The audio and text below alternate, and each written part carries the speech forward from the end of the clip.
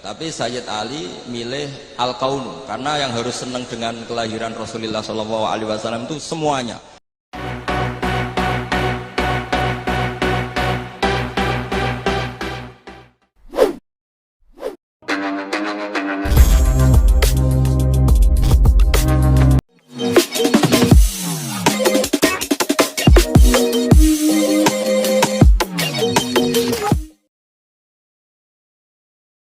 Kalau niat tarbiyah tentang santri-santri sedangkan redaksi tentang maulid kalau pilih beberapa asyroko jadi mencorong.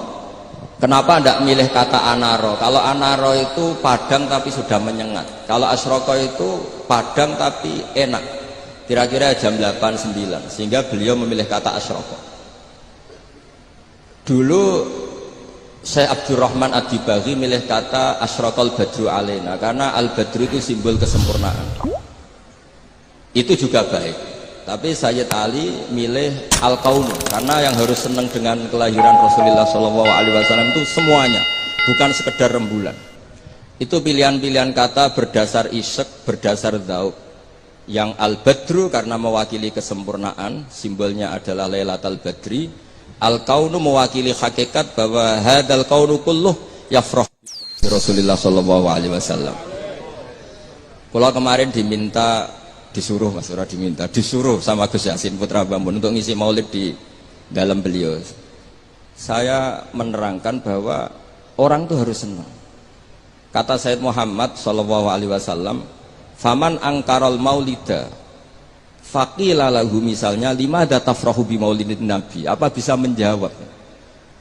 Misalnya kita punya anak, saya beri contoh, punya anak keriting, wireng, gendut, raine kok bapake lah kira-kira gitu. Iku wae diakekoi seneng kelahiran anak, padahal prospeknya enggak jelas.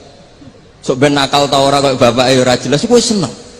Lho iki lahire nabi diseneng-senengno kok dieskali. Artinya maulidu hadzal nabi ini jelas al-maktubah membawa sa'adatut daren, pasti membawa sa'adatut daren. Loh, wong seneng kok disoal, itu pakai logika apa? Anak kita yang lahir gak jelas masa depannya aja kita seneng. Kira-kira ngoten logika mau. Sebab itu redaksi seneng itu ekstrim tentang beberapa teks. Sehingga diredaksikan fatrobu ya halal masani. Toroban itu seneng yang agak kaul, agak berlebihan. Sebetulnya di kamus tuh ya agak-agak joget maknanya toroban, tapi kalau tak maknanya gitu masa kiai-kiai joget kan ribet ya. Tapi toroban tuh seneng yang sudah tidak terkendali. Jadi toroban itu al-farah yang melahirkan gerakan tubuh, itu torob. Makanya di situ tidak dikatakan fafrohu tapi fatrobu. Jadi seneng yang sampai melahirkan gerakan tubuh. Ya halal masani terus. Fahazarul yumni gharrat. Mongko tai peparing sing serba barokah. Yumnun ini maknanya kanan. Orang Arab dalam balaghatul Arab, kanan itu simbol kebenaran, simbol keberkahan. Sehingga ketika kebenaran disebut ashabul yamin, ketika salah disebut ashabus shimal. Jadi itu ibarat yang luar biasa. Fahazarul yumni, apa yang dilakukan Nabi itu semuanya berkah. Termasuk ketika Nabi milih amal yang mafdul, yang tidak afdol.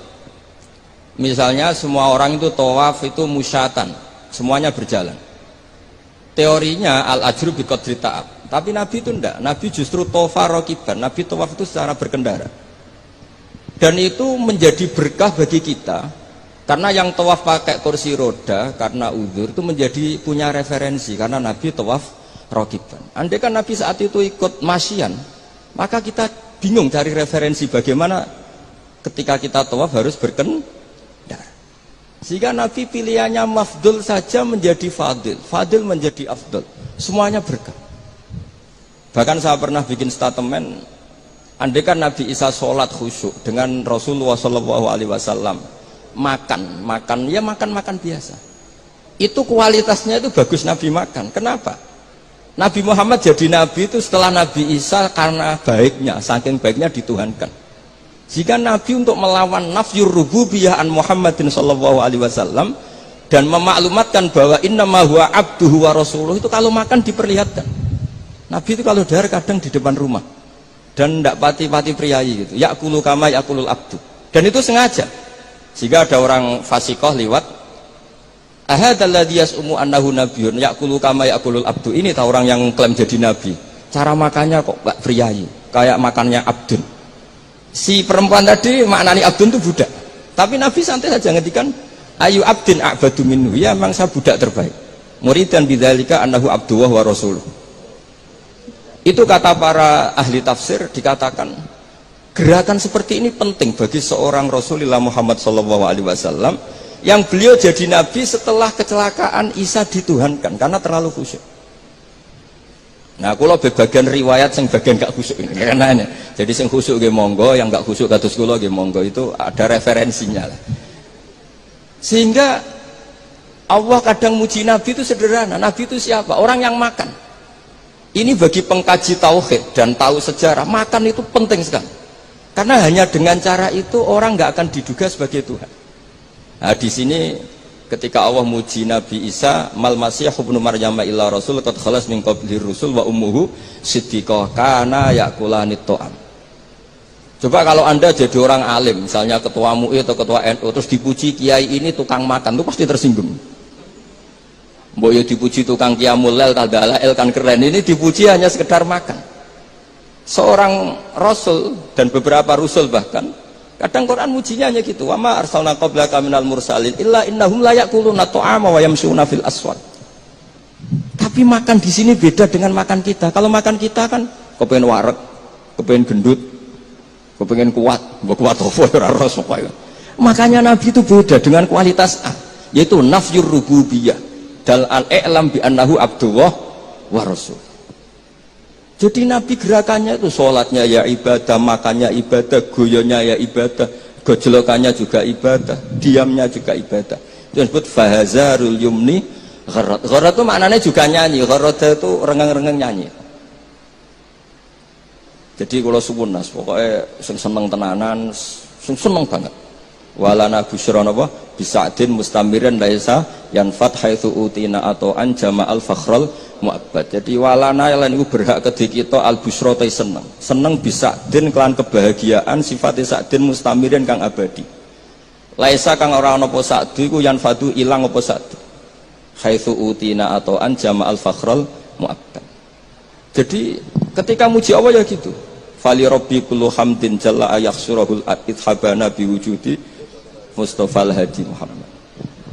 Ada yang meredaksikan Sa'ada Abdun Kotamalla Wanjala Anhul Hazinu. Ada yang meredaksikan Bushrolana Ninal Munazaral Ana Wafal. Jadi kalau mau lihat kok susah itu gak boleh. Apalagi tarian terus wong susah itu gak boleh.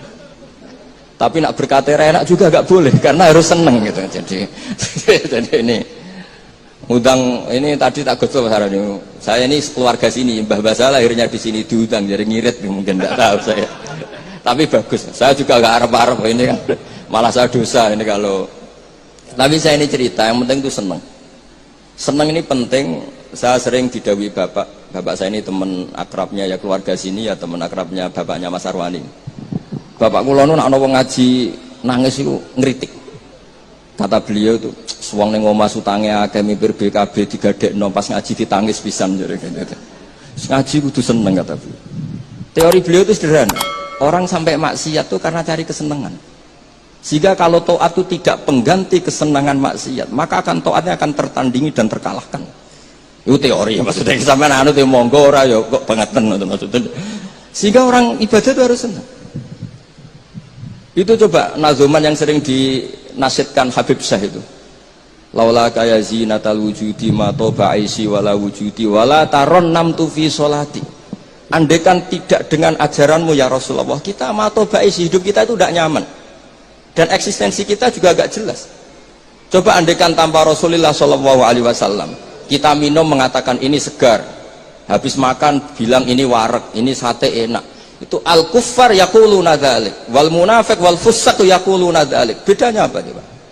Tapi barokahnya tarbiyati Rasulullah SAW, naqulu linataqawwa alal ibadah wa nashrab linataqawwa alal ibadah. Beda sekali. Makanya Imam Ghazali kalau ngeritik itu, kalau kamu bangga bikuatil jima, kata Imam Ghazali kalau cerita, ayam lebih kuat ketimbang Anda. 1 detik, 2 detik sudah berani lagi kan. Kalau Anda bangga dengan aksratul akli, al jamus aqwa minka. Kalau bangga dengan kekuatan fisik, banteng wah kuat timbang kue. Terus cerita-cerita afdolul basar, afdoliyatul basar adalah ibadahnya. Sehingga Nabi ngendikan, ya sudah. Nikmatnya orang mukmin itu apa? Qiyamul lail. Syarafu apa? Istighra'uhu anin nas. Nah ini tarbiyah-tarbiyah menjadi kita bahagia. Jadi ini harus dilatih. Wala taron nam tu fi sholati. Bahasanya itu lan ora rengeng-rengeng ingsun fi sholati. Jadi sebenarnya kalau sholat itu ya disunatkan agak-agak nyanyi gitu. Tapi jangan nyanyi kayak Habib Ahmad nanti. Nanti kalau nyanyi gitu ya batal sholatnya karena ya terus rebangan. Tapi harus ada tarunumnya, harus ada nyamannya. Menikmati. Saya tuh kalau sujud itu tak nikmati. Karena ketika nanti saya ketemu Allah Ta'ala, kenangan terbaik saya karena di bumi pernah sujud. Jadi sebenarnya nak disuting kabeh, mangan molo-molo ngombe serokokan itu kira-kira ya rada isen lah gitu. Tapi kalau pas syutingan, pas sujud kan keren. Apa mana misalnya DPR syutingan terus turu diding-diding kan gak keren itu. Jadi artinya ini katanya Habib saya wala taron nam tu fi sholati wala ruku'i wala sujudi. Jadi intinya harus senang. Mukulan kulo seneng yo latihan Mas Arwani. Asline ketok yo seneng Mas Arwani wong gajine luwih akeh, tapi kulo tetep luwih seneng. Dadi kulo suwun lah sing kiai-kiai desa kabeh kudu seneng. Suwe-suwe seneng. Sehingga gak jadi presiden buruk orang soleh iku ndadekno trauma susah. Haram kok susah. Nah di sini kualitas qauluhu ta'ala ala inna auliya Allahi la khaufun alaihim wa lahum yahzan. Karena senang ini penting. Untuk jadi wali itu harus senang. Jadi ini jelas ya niki nampun kata-kata mari bingung kula piyambak nggih ora pati wani matur teng ngarepe Habib Ahmad niki. Lah dikongkon tadi ya nurut mawon ngoten mawon. Assalamualaikum warahmatullahi wabarakatuh.